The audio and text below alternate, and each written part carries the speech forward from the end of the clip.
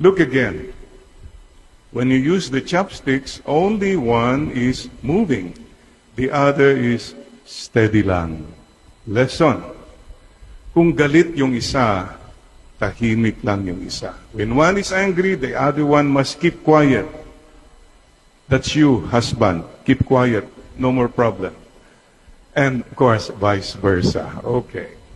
And look again, if the chopsticks are not equal, difficult to use the chopsticks. Mahirap po. So what do? You adjust. You wait for one another. Patience, patience, patience, patience.